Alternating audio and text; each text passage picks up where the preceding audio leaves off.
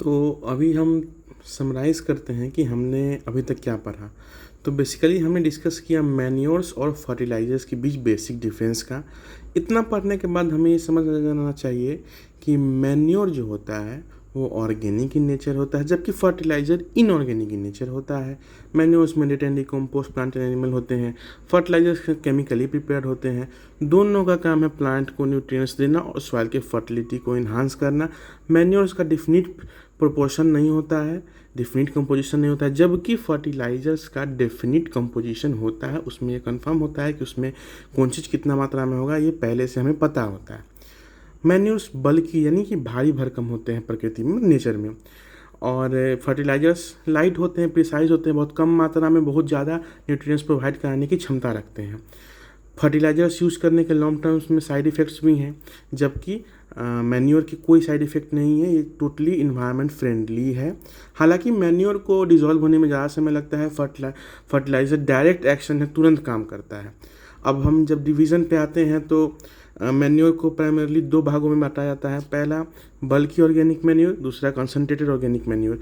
बल्की यानी जो भारी भरकम हो, और कंसनट्रेटेड मतलब कि जो कंसनट्रेटेड ऑर्गेनिक मैन्योर उसे बोला जाता है जो कि बहुत कम मात्रा में बहुत ज़्यादा न्यूट्रिएंट प्रोवाइड कर सके, यानी कम एप्लीकेशंस पे भी ज़्यादा न्यूट्रिएंट्स प्लांट्स को मिल सके, ज़्यादा सॉइल फर्टिलिटी इंप्रूव हो सके, उसको हम लोग कंसनट्रेटेड ऑर्गेनिक मैन्योर होता है। जिसका हमने एग्जांपल दिया था कि किस तरीके से कई गिलास दूध को सिंपली लैब में एक छोटी सी गोली में प्रिपेयर किया जाता है प्रिसाइज फॉर्म में, और ये बल्कि नेचर में नहीं होते हैं। एग्जाम्पल में हमने आपको तेल का एग्जाम्पल भी दिया था, कैसे तोरी या फिर सरसों को पिसवाने के बाद खली निकलता है, तो खली कितना कम मात्रा में होता है, और उसको अप्लाई करेंगे तो वो बेजोड़ न्यूट्रिएंट प्रोवाइड कराएगा प्लांट को, बहुत ही सक्षमता पूर्वक वो मिट्टी में उपजाऊता बढ़ाता है। जबकि बल्कि ऑर्गेनिक मैन्योर काफ़ी भारी भरकम होते हैं और बहुत ज़्यादा मात्रा पर अप्लाई करने पर बहुत कम मात्रा में न्यूट्रिएंट दे पाते हैं, इसलिए उनको बल्कि ऑर्गेनिक मैन्योर कहा गया है। इसको कंसनट्रेटेड ऑर्गेनिक मैन्योर कहा गया है। और बल्कि ऑर्गेनिक मैन्योर के आगे जो हम बात करेंगे तो ये दो तरीके में बांटा गया है। एक नॉर्मली जो FYM कंपोस्ट, वर्मी कंपोस्ट हो गया, और एक ग्रीन मैन्योर हो गया। ग्रीन मैन्योर आपके लिए नया टर्म था।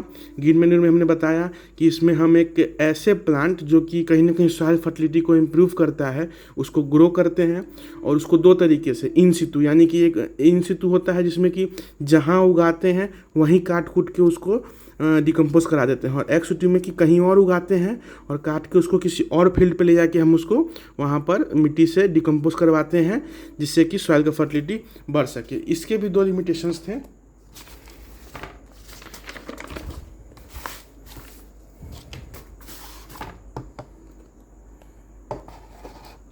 हाँ, ग्रीन मैन्यूरिंग के भी लिमिटेशंस हैं कि पहले बात करते हैं एडवांटेजेस के।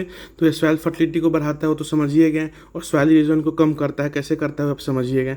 डिसएडवांटेज की बात करते हैं तो ये कॉस्टली है, और इसमें सबसे बड़ी बात है कि ग्रीन मैन्यूरिंग में डिकम्पोजिशन की प्रोसेस को पूरा होने के लिए रेनफॉल का होना बहुत ज़रूरी है, बिना वाटर के डिकम्पोज नहीं होगा। और तीसरा डिसएडवांटेज ग्रीन मैन्यूरिंग का ये है कि ये डिकम्पोजिशन के दौरान कई सारे हार्मफुल गैसेस उत्पन्न करते हैं, जो कहीं ना कहीं हमें हार्म पहुंचाता है। तो इतना क्लियर हो गया। अब हम सीधे टाइम वेस्ट किए बिना फर्टिलाइजर्स पे आते हैं। फर्टिलाइजर्स क्या होता है? तो फर्टिलाइजर्स अगर आपको जैसे ही कोई बोलता है तो आपके दिमाग में आना चाहिए, सबसे पहला दिमाग क्लिक करना चाहिए कि फर्टिलिटी, सॉइल की फर्टिलिटी को बढ़ाएगा, दूसरा में न्यूट्रिएंट्स प्रोवाइड कराएगा, तीसरा ये इनऑर्गेनिक होता है, चौथा कि ये लाइट वेट होता है, बहुत प्रिसाइज होता है, पांचवा की लॉन्ग टर्म साइड इफ़ेक्ट्स इसके देखे गए हैं, छठा कि क्विकली न्यूट्रिएंट्स प्रोवाइड करता है, मतलब तुरंत ये मिट्टी के साथ मिलता है और जो टारगेटेड न्यूट्रिएंट होता है ये प्रोवाइड कर देता है। तो फर्टिलाइजर्स में आप क्या समझे?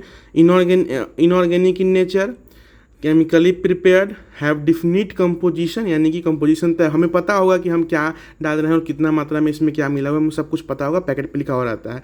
और उसके बाद ये केमिकल है, और लॉन्ग टर्म में इसके साइड इफ़ेक्ट्स होते हैं। ये एक समय के बाद सॉइल की फर्टिलिटी को कम्प्लीटली ख़त्म कर देगा, और सॉइल हमारा आगे फिर खेती करने लायक नहीं बचेगा। ठीक है, अगर आपसे कोई पूछता है कि कुछ एग्जाम्पल देने के लिए, तो आप यूरिया का एग्जाम्पल दे सकते हैं, DAP का एग्जाम्पल दे सकते हैं, अमोनियम सल्फेट का एग्जाम्पल दे सकते हैं। ये सब फर्टिलाइजर्स के एग्जाम्पल हैं। अब आते हैं हम फर्टिलाइजर्स के टाइप पर। तो फर्टिलाइजर्स के यहाँ पे सिलेबस में 4 टाइप बताए गए हैं। पहला है कंप्लीट फर्टिलाइज़र।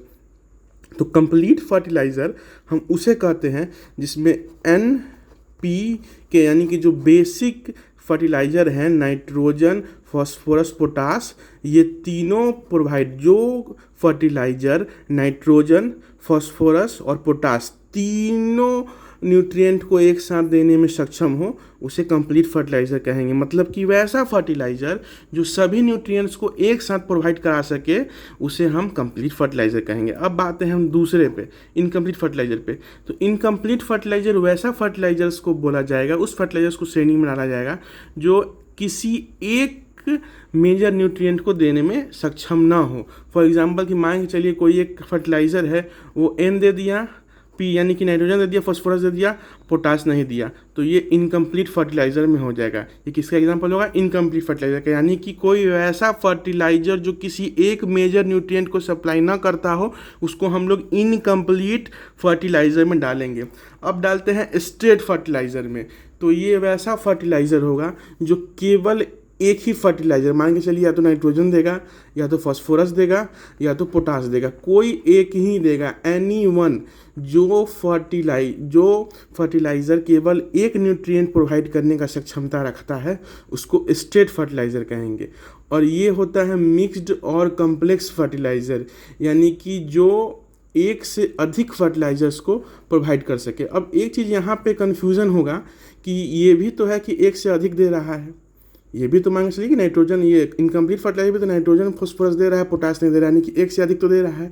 तो यहाँ कंफ्यूज मत होइएगा।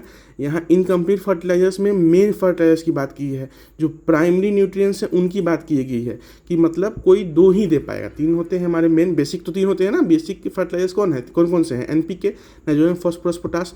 तो बेसिक जो हमारे फर्टिलाइजर्स है उनमें से कोई एक को नहीं दे पाएगा, दो को देगा। और मिक्स्ड और कॉम्प्लेक्स फर्टिलाइजर्स वैसे फर्टिलाइजर्स होते हैं जो दो या दो से अधिक कोई भी न्यूट्रिएंट, मैक्रोन्यूट्रिएंट, माइक्रोन्यूट्रिएंट, कोई भी न्यूट्रिएंट दो से अधिक जब देता है, दो या दो से अधिक देता है, तो उसको हम मिक्स्ड या कम्प्लेक्स फर्टिलाइजर की श्रेणी में डालेंगे। अब बात करते हैं प्लांट न्यूट्रिएंट्स की। तो एक पौधा को ग्रो करने के लिए कितने न्यूट्रिएंट्स की आवश्यकता होती है? तो टोटल 17 न्यूट्रिएंट्स हैं, जिसका कि लिस्ट आपके सिलेबस में है दिया हुआ, आपको पता भी होना चाहिए। 17 न्यूट्रिएंट्स ऐसे हैं जो कि किसी भी प्लांट के प्रॉपर ग्रोथ के लिए उसको ज़रूरत पड़ता है, ठीक है। अब उस 17 न्यूट्रिएंट्स को भी दो कैटेगरी में डिवाइड किया गया है, एक मैक्रो न्यूट्रिएंट, दूसरा माइक्रो न्यूट्रिएंट। अब मैक्रो न्यूट्रिएंट उसे कहते हैं जो मैक्रो यानी बड़ा, मैक्रो मतलब बड़ा और माइक्रो मतलब कम मात्रा में छोटा। तो मैक्रो न्यूट्रिएंट उसे बोलते हैं जब किसी भी न्यूट्रिएंट को प्लांट के द्वारा ज़्यादा मात्रा में एब्जॉर्ब किया जाता है या रिक्वायर्ड किया जाता है, उसको मैक्रो न्यूट्रिएंट के श्रेणी में डाल दिए जाते हैं। और जो न्यूट्रिएंट बहुत ट्रेस अमाउंट यानी कि बहुत कम मात्रा में प्लांट्स को ज़रूरत होती है, उसको हम माइक्रो न्यूट्रिएंट कहते हैं। अब एग्जांपल में बात करेंगे माइक्रो न्यूट्रिएंट यानी वैसा न्यूट्रिएंट जिसको ज़्यादा, फॉर एग्जांपल अब आप हिंदी में समझिए, अब थोड़ा सा बेसिक लैंग्वेज समझाते हैं।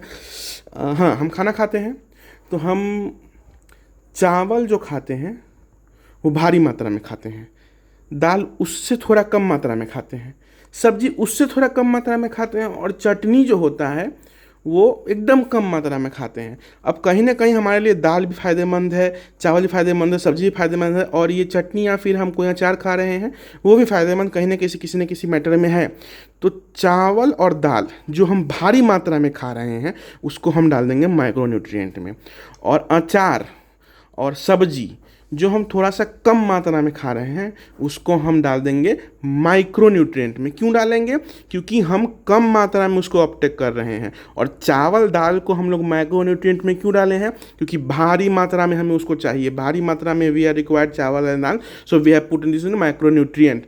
सो समझ गए, मैक्रो न्यूट्रिएंट प्लांट्स का वो न्यूट्रिएंट जो कि भारी मात्रा में ज़रूरत पड़ता है प्लांट को, उसे मैक्रो न्यूट्रिएंट कहते हैं। एग्जाम्पल हमारा होगा calcium, hydrogen, oxygen, nitrogen, phosphorus, potash, magnesium और सल्फर।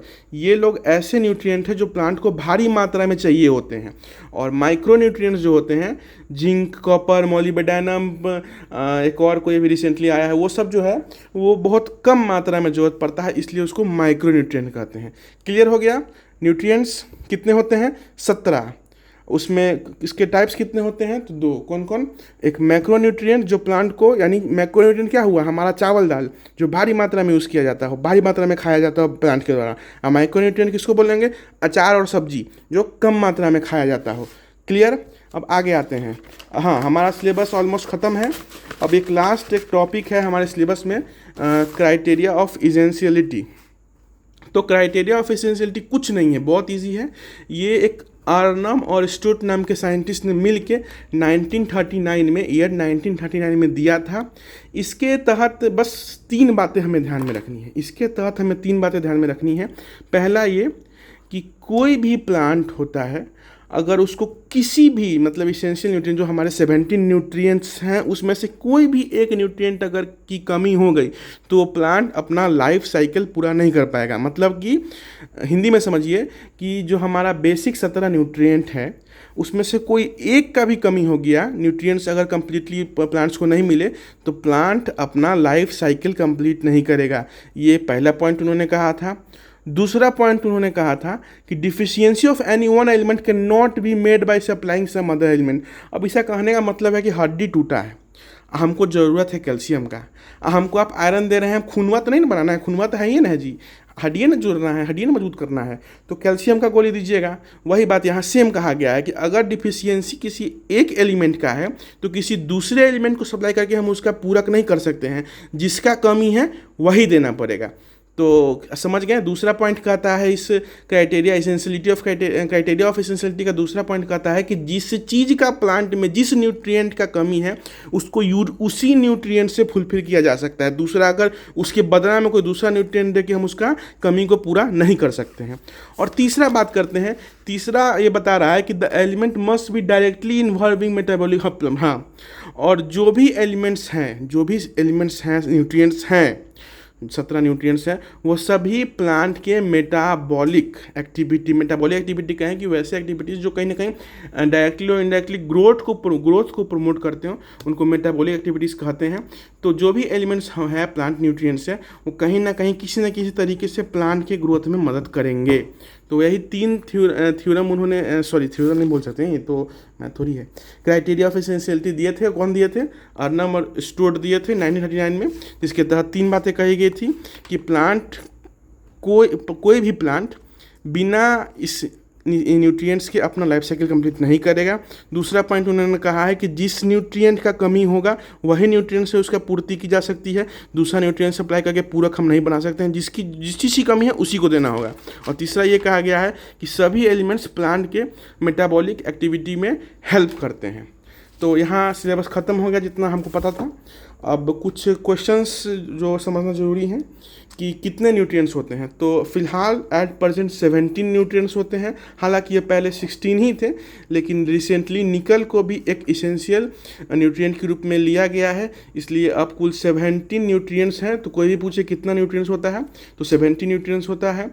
ग्रीन मैन्योरिंग जो हम लोग पढ़े, जिसमें कि एक प्लांट को उगा के काट के और मतलब उसको डिकम्पोज करा के हम लोग सॉइल की फर्टिलिटी को बढ़ाए थे, उसका लिमिटेशन क्या है, ये क्वेश्चन कोई पूछता है तो याद होगा बताए थे कि इसमें रेनफॉल यानी कि वाटर अवेलेबिलिटी का ज़रूरी होता है कंपोजिशन के लिए, और दूसरा कह देंगे कि हाँ ये जब डिकम्पोज होता है तो बहुत सारे ऐसे गैस प्रोड्यूस करता है जो कहीं ना कहीं हमारे इन्वायरमेंट के लिए हार्मफुल हैं। और तीसरा ये आता है, हाँ ये थोड़ा समझने का चीज़ है कि अगर हमसे कोई पूछता है कि बताइए फर्टिलाइज़र और मैन्योर में, अगर हम कमर्शियली फार्मिंग कर रहे हैं, हमको पैसा कमाना है, हमको ज़मीन जथा से कोई मतलब नहीं है, ज़मीन रहे या 20 साल बाद पैसा बाद वो उपजाऊता ना रहे, हमसे कोई मतलब नहीं, हमको प्रॉफिट गेन करना है, ठीक है। या फिर इन सिंपल टर्म्स में भी अगर कोई पूछता है कि फर्टिलाइज़र और मैन्योर में कौन बेस्ट होगा, तो अगर नेचर के टर्म्स में पूछ रहा है तो मैन्योर होगा, ठीक है, कि हाँ प्राकृतिक रूप से कौन बढ़िया होगा तो मैन्योर होगा, क्योंकि लॉन्ग टर्म के बारे में सब्सिस्टेंस फार्मिंग के बारे में मैन्योर सोचता है। लेकिन बात अगर शॉर्ट टर्म की हो रही है, बात अगर प्रॉफिटेबिलिटी की हो रही है, तो हम फर्टिलाइज़र की तरफ इशारा करेंगे।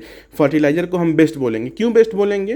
क्योंकि यहाँ एग्जांपल से समझिए, 1 क्विंटल यूरिया में हम लोग 46 का रेशियो में 46% नाइट्रोजन कंटेंट होता है, ठीक है। लेकिन 1 क्विंटल FYM में केवल 0.4% ही नाइट्रोजन अवेलेबल होता है जो कि प्लांट को मिल पाता है। तो यहाँ कहने का मतलब ये है कि अगर 1 कुंटल 100 केजी हम यहाँ पे खेत पे अप्लाई करेंगे तो प्लांट को मिलेगा 46 किलो, प्लांट को नहीं सॉरी सॉइल को मिलेगा 46 केजी नाइट्रोजन। लेकिन अगर हम 1 कुंटल FYM करते हैं यहाँ पर तो प्लांट को मिलेगा केवल 100 किलो का 10%, कितना 4 किलो ना होगा, कितना होगा, हाँ समझ गए। 100 कुंटल अगर हम फार्मिल्ड मैन्योर डालते हैं यानी कि गोबर डालते हैं खेत पर तो केवल 400 ग्राम ही नाइट्रोजन यहाँ से हम गेन कर पाएंगे। तो आप समझ रहे हैं 100 किलो यूरिया डालें 46 केजी हो गया, 100 कुंटल ये गोबर डालें मात्र 400 ग्राम हुआ। तो हमको इतना के प्रोपोर्शन करने के लिए कितना भारी मात्रा में डालना पड़ेगा, उसका ट्रांसपोर्टिंग कॉस्ट गिरेगा, लेबर गिरेगा, फिर ट्रैक्टर से जोतना पड़ेगा उसको, तो बहुत सारा खर्चा है। तो कहीं ना कहीं due to the supply of, चूँकि मैन्योर जो है वो लेस अमाउंट में न्यूट्रिएंट सप्लाई करता है इन कंपैरिजन टू फर्टिलाइजर, इसलिए fertilizer is best in terms of productivity. यानी कि अगर हमसे कोई पूछता है कि फर्टिलाइजर और मैन्योर में कौन डालना बेहतर रहेगा तो हम कहेंगे फर्टिलाइजर डालना बेहतर रहेगा।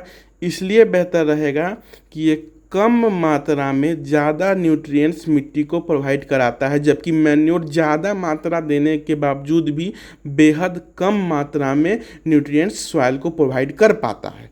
यही मेन रीज़न है। तो यहाँ पे मेरे समस्या कंप्लीट हो गया, जहाँ तक मेरे पास था ये लास्ट यही क्राइटेरिया ऑफ एसेंशियलिटी था, ये ख़त्म था। ये यही 17 जो हैं जिनकी बात हो रही थी, 17 major nutrients required by plant, तो ख़त्म है, आई थिंक कंप्लीट हो गया होगा।